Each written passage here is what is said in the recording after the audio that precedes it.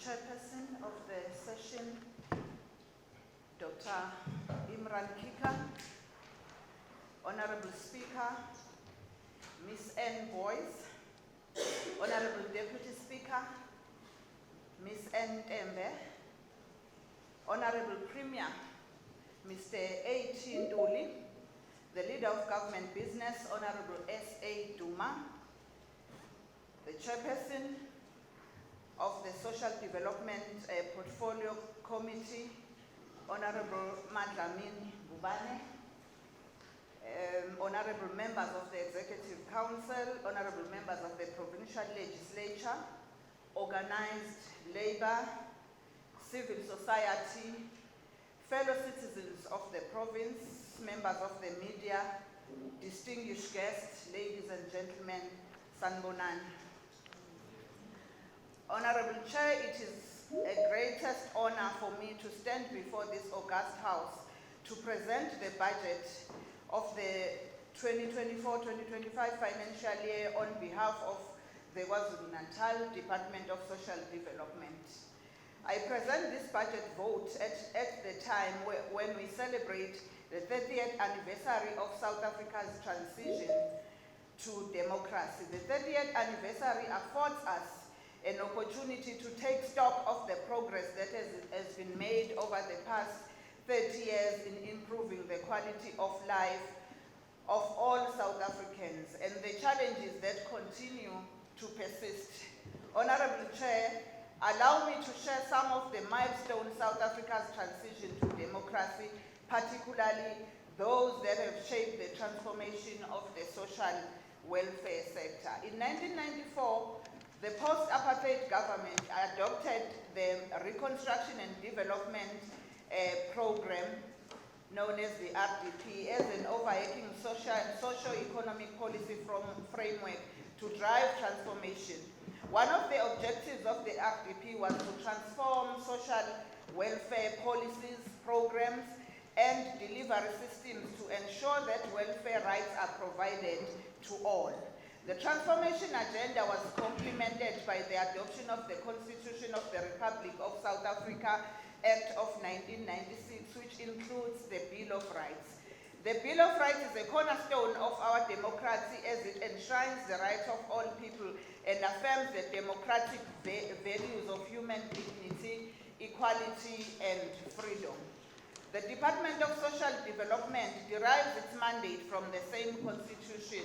Section 27(1) provides for the right of access to healthcare services, food, water, and social security.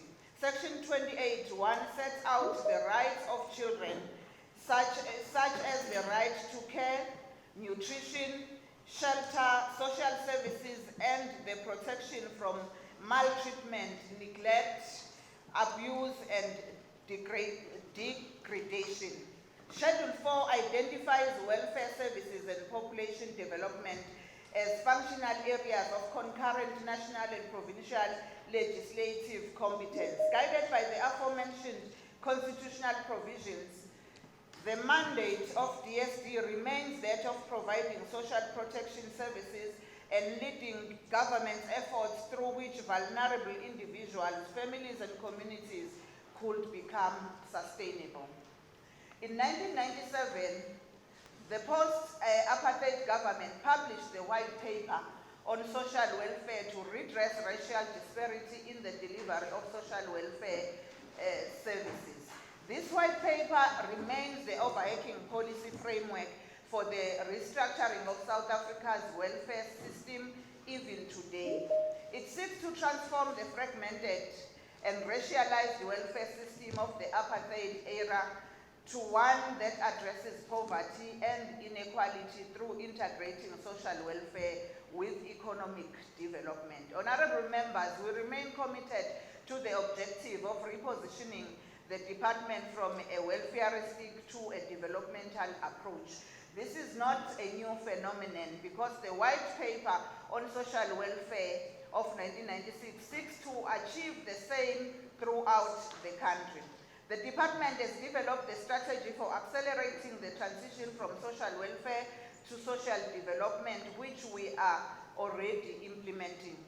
This strategy seeks to build human capabilities towards self-reliance. This includes inter alia providing skills to young people through youth academies and youth skills centers. Ladies and gentlemen, the delivery of developmental social welfare services was enhanced by the adoption of the National Development Plan 2030, which serves as a comprehensive blueprint for the country's development trajectory. The NDP prioritizes social protection as a critical intervention to improve the quality of life of the citizens through eradicating poverty and reducing inequality and unemployment. South Africa's social protection consists of several interventions such as social assistance, income support through expanded public works program, minimum wages through waged work, and developmental social welfare services. Since the dawn of democracy in 1994, the post-apartheid government progressively overhauled the social protection system by eliminating racial inequalities and introducing new guarantees and benefits. Currently, more than 18 million people receive social grants in South Africa, and over 4 million of those are from KwaZulu-Natal. This means that social grants cushion over 34% of the KZN population from absolute poverty. As we navigate through the period of the 7th administration of South Africa's democratic government, we build on the foundations of the 6th administration, which were guided by the medium-term strategic framework of 2019 to 2024 and the KZN provincial growth and development strategy, which was adopted in 2021. We are also guided by the vision of great leaders who have traveled this journey ahead of us, such as the National Freedom Party founding president, Mrs. Vizet Kamagwaza-Msebi, who once said the people have legitimate expectations of life, of dignity, not only as individuals, but also as family and community. They yearn for peace, they yearn for harmony, prospects for their children, employment in a stable environment, basic amenities, a roof above their head, and food on the table. We will never be deterred. We are moving forward and with speed. People have spoken, they have entrusted us with a huge responsibility, and I promise we dare not fail them. Madam Speaker, it was during the 2019-2024 electoral term that government department experienced the most severe budget cuts, which negatively affected the achievement of the priorities of the 6th administration. As a result of the fiscal consolidation and wage freeze cuts that were implemented by the National Treasury in the 2021-2022 MTF, the department could no longer afford the cost of employees for an estimated 800 posts during the 2022-2023 financial year. These incremental cuts were 320.9 million in 2021-2022, 425.2 million in 2022-2023, and severe in 2023-2024 attributed to the reduction of 570 million, which mainly affected the affordability of compensation of employees, goods and services, and buildings and other fixed structures. This pressure share was further aggravated by the unfunded 2023 wage agreement, estimated at 96.7 million. Honorable Chair, this department is once again confronted with more fiscal consolidation reductions over the 2024-2025 FTF in the amount of 122.5 million, 121.1 million, and 129.6 million respectively over the MTF are being reduced. It should be highlighted that these reductions are somehow offset by the additions to the baseline in respect of the 2023 wage agreement carried through, amounting to 85.7 million, 90 million, and 94.3 million respectively over MTEF. Despite the challenges, the DSD embraced three priorities of the Government of National Unity that were announced by His Excellency President Cyril Ramaphosa during his opening of the address on July 18, 2024. These priorities were echoed by our Honorable Premier, Mr. Tami Ntuli, and they are as follows. Inclusive growth and job creation, reduce poverty and tackle the high cost of living, and build a capable, ethical, and developmental state. As the department that is mandated to lead the government social protection system and the consolidation of social wage interventions, our work resonates with GNU priority number 2, which is to reduce poverty and tackle the high cost of living. However, the department also contributes to the other two GNU priorities. Honorable Chairperson, as we are tabling this budget within the month of August, which is Women's Month, we are mindful of the challenges that are still facing women in the province. We are convinced that gender-based violence has strong relation to poverty. Hence, we are deploying more focus towards the eradication of poverty. Honorable members, allow me to highlight the services that are rendered by the department per program and sub-programs and the budget allocated thereof.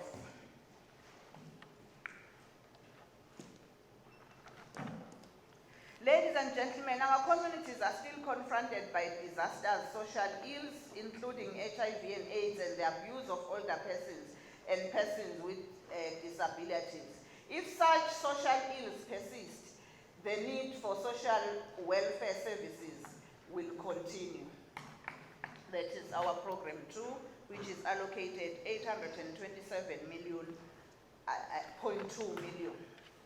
Senior citizens are a precious resource that need to be cared for and protected from any form of violence and abuse.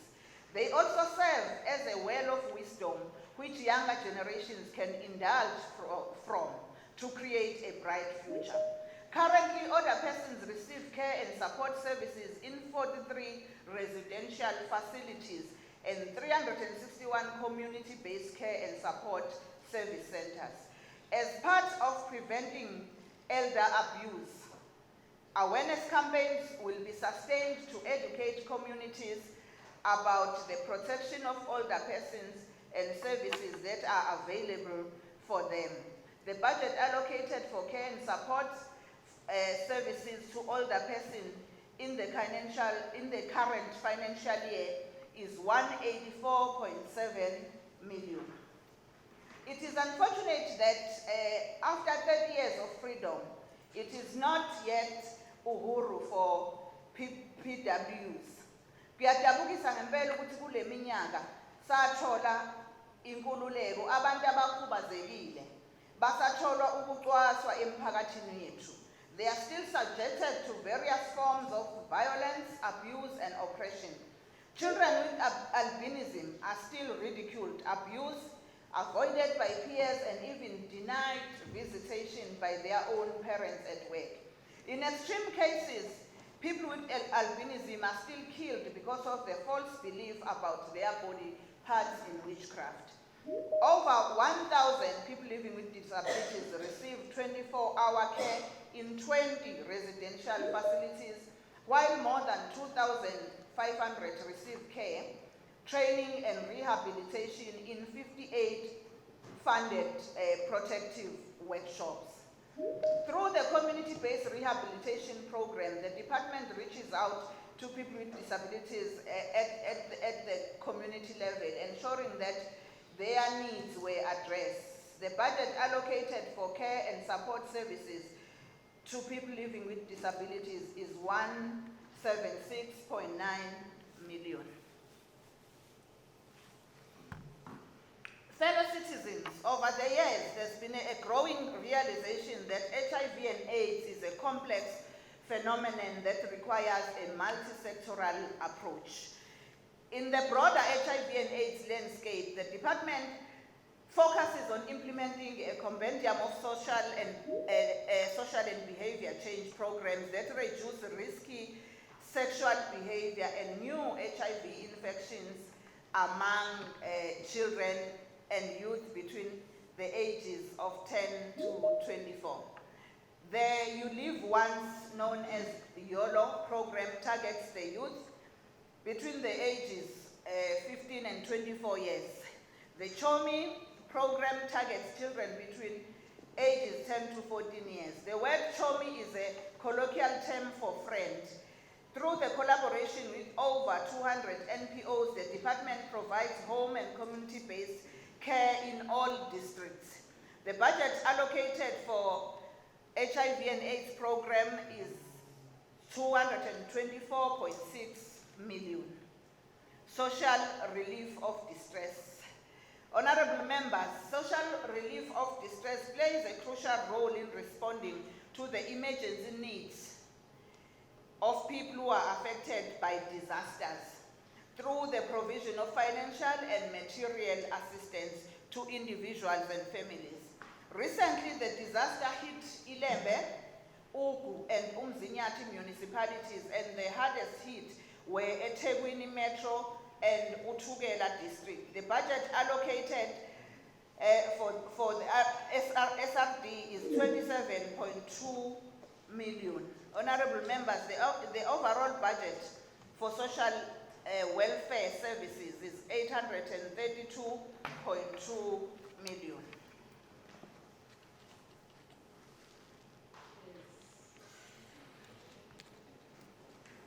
Children and families, which is our program 3.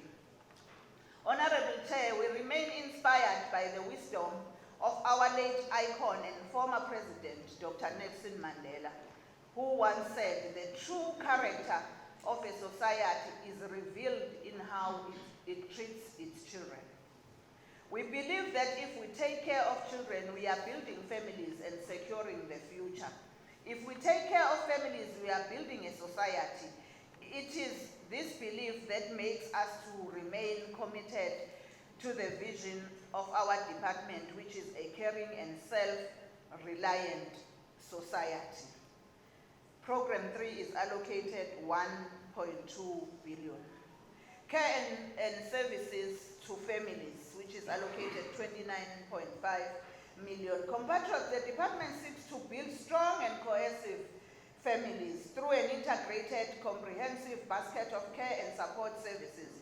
These services include preservation, parenting, and reunification services, as well as boys' development and fatherhood programs. Sifisa ukuthi imindeni namakhaya kuqine, kuphinde kube khona ukubambisana. The budget allocated for that service is 29.5 million. Malunga hloniphekile, singumnyango siyaqhubeka nezibopho esazenza zokuthuthukisa sinakekele siphinde sivikele izingane. Services include foster care and adoption, as well as management of child abuse and children's court processes. Child care and protection services are allocated a budget of 462.7 million. ECD and partial care. Fellow compatriots, a partial care facility is any place that is used for reception, protection, and temporary or partial care of more than 6 children apart. Currently, over 100 children receive care and support in 52 funded partial care sites. Partial care services are allocated 142.7 million.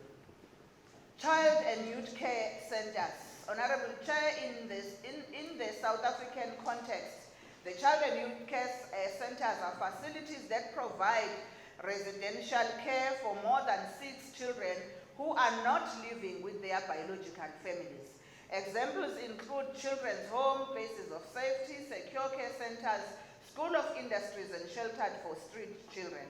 Over 3.2 children received care and support services in 37 child and youth care centers that are spread across the province. Furthermore, The department will continue to collaborate with the Department of Health and Department of Education to ensure that children with severe and profound disruptive behaviors are sufficiently catered for. An amount of 283.8 million is allocated for the provision of services to children in child and youth care centers.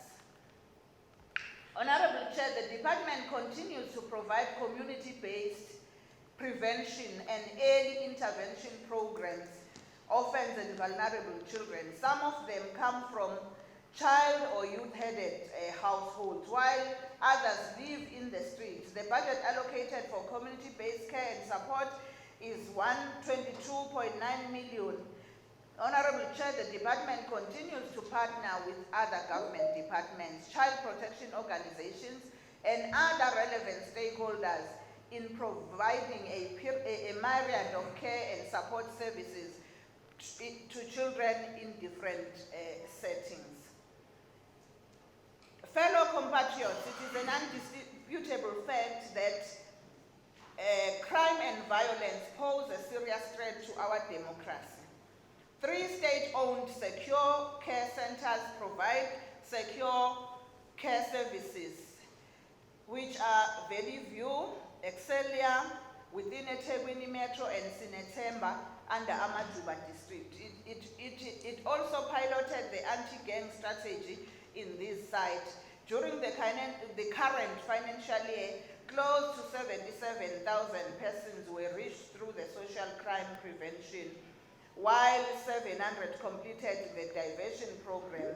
Currently, this sub-program is allocated a budget of 161.8 million. The Victim Empowerment Program. Honorable members, violence against women and children remain unacceptably high. President Cyril Ramaphosa once described gender-based violence as the second pandemic after COVID-19.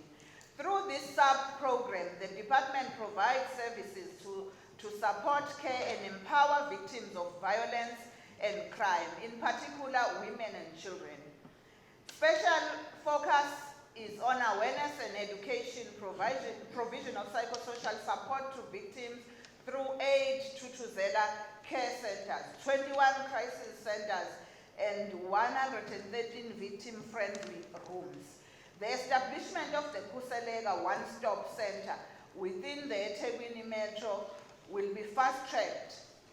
The budget then allocated for victim empowerment programs is 115.5 million.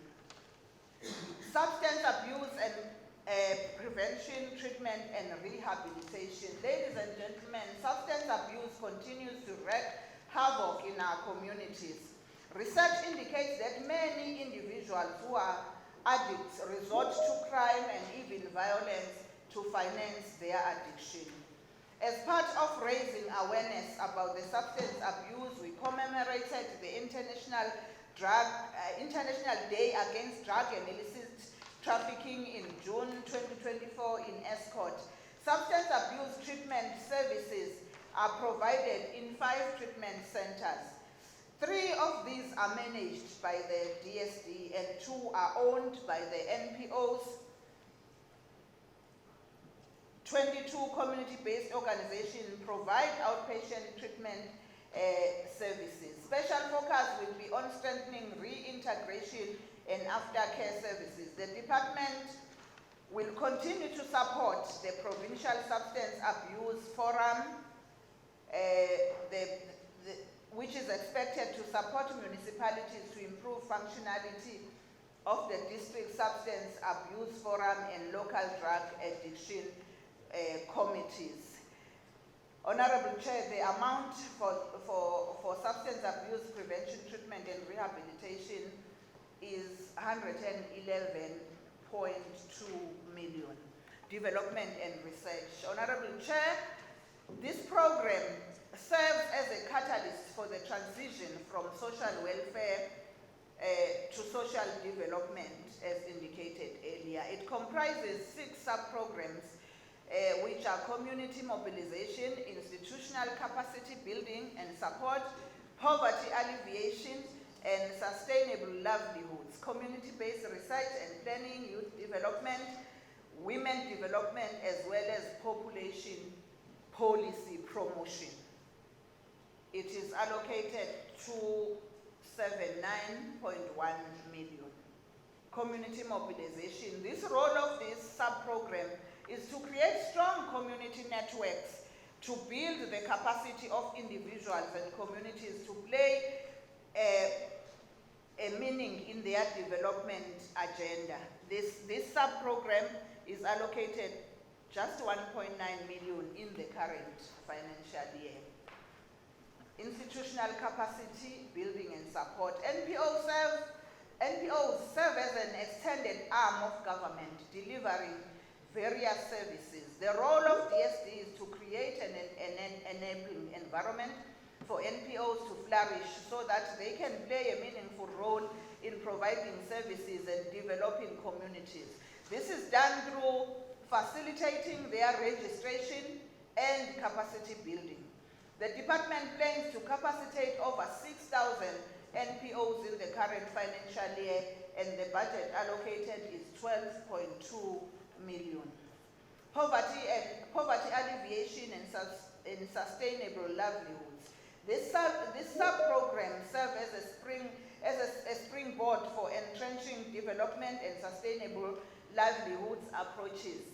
Interventions include the provision of food through community nutrition development centers, implementation of the expanded public works program, and it is allocated 23.6 million. Community-based research and planning. This sub-program provides people with opportunities to learn about life and conditions of their locality so that they uplift the challenges and concerns facing their communities. During the current financial year, the department plans to profile more than 2,300 families and current over 2,000 of them with relevant intervention. This sub-program is allocated 1.1 million. Youth development. High unemployment remains one of the major challenges facing the youth. The DSD developed its youth development strategy over the 5,000 young people participated in skills development programs annually, rising to over 15,200 in the 2022-2023 financial year. The following skills centers for youth were established and strengthened. My time is allowing, I will name them, Honorable Chair, because communities always want to ask where are the programs. Esitabazini Youth Development Academy in Manguzi, it is under Umkhanyakude District. Vuma Youth Development Academy in Amlalazi, under Kimzejwayo. Ndumo Youth Development Center in Ndumo, Umkhanyakude District. Mamba ICT Academy in Nkanda, Kimzejwayo. Blaaubosch Youth Development Center in Newcastle, Amajuba District. Dambuza Youth Development Center in Dambuza, Umgungundlovu. Tolomane Mnyayiza Youth Development Center in Reinkonyeni under Ugu District. Wentworth Youth Development Center in Wentworth, eThekwini Metro. Claremont Youth Center in Claremont, eThekwini Metro, as well as Sonkombe Youth Development Center in Indwedwe, it is under Ilembe District.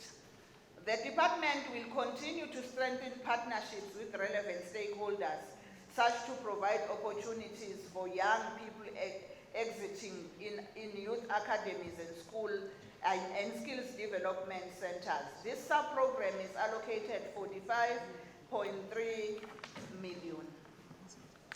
The struggle for the emancipation of women in South Africa has been long and a daunting one. The department continues to implement the DSD Women Socio-Economic Empowerment Strategy, focusing on skills development and supporting income generation for women-led NPOs, amongst others. The Women Development Sub-Program is allocated 14.6 million. Population policy promotion. Honorable Chair, the department supports the state departments and municipalities in ensuring that government plans are informed by inter alia population and development trends. This is done through conducting a population research, advocacy, and capacity building. We will continue to assist KZN municipalities to incorporate population and development issues into integrated development plans and district development models. One plan, one budget for planning purposes. Special focus will be on sharing knowledge with stakeholders to harness the South Africa's democratic dividend. The sub-program is allocated a budget of 2.7 million. Despite persistent fiscal constraints, the department will continue to strengthen community development interventions as part of a broader strategy for accelerating transition from social welfare to social development. The development and research program is allocated 279.1 million in the current financial year. Honorable members, that's administration now, our program one.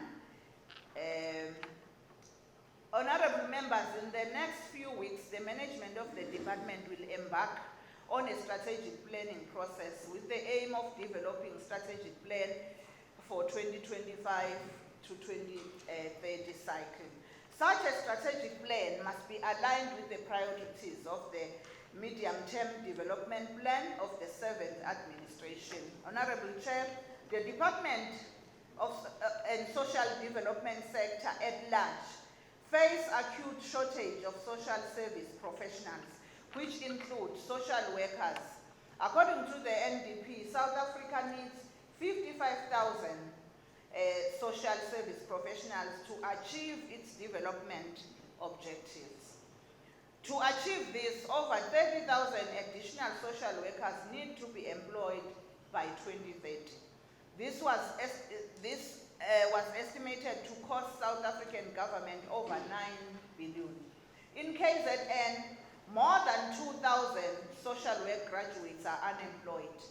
During the current financial year, some of you have seen them marching to the office of the Premier and the Legislature in March and July respectively, pleading for government to employ them permanently. Unfortunately, due to persistent budget cuts and unfunded wage agreements, the department is currently not able to employ them. However, we cannot fold our arms in despair. The department participated in the development of sector strategy for employment of SSPs, which was approved by the cabinet. We will continue to explore various strategies that will enable the department to improve human resource capacity to deliver on its mandate, including investing in training and development and reviewing the organizational structure. Honorable Chair, the administration program is led by our HOD, Mamneli Vilagazi, who is here today with the CFO and the senior management. Information and communications technology remains a strategic enabler.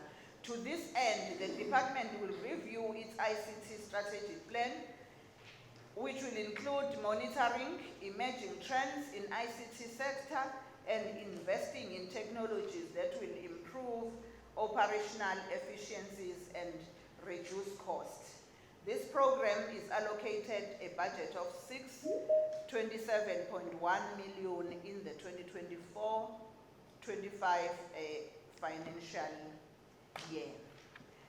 Then below we see the total budget of the summary of the 2024 budget per programs. I've been mentioning them per program, but main appropriation, a total of main appropriation in the 2024-2025 is 3,441,000,000.5, and then the main appropriation 2023-2024 3,260.2 million.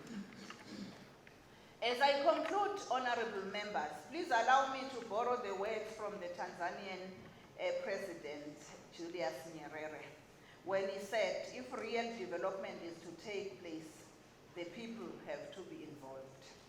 We therefore implore all citizens of our beautiful province to work hand in hand with us to accelerate development and women emancipation. As the executive authority of the KZN Department of Social Development, I am humbled by the responsibility to lead the department that has a mammoth task of improving the social well-being and promoting the development of the most vulnerable in our society.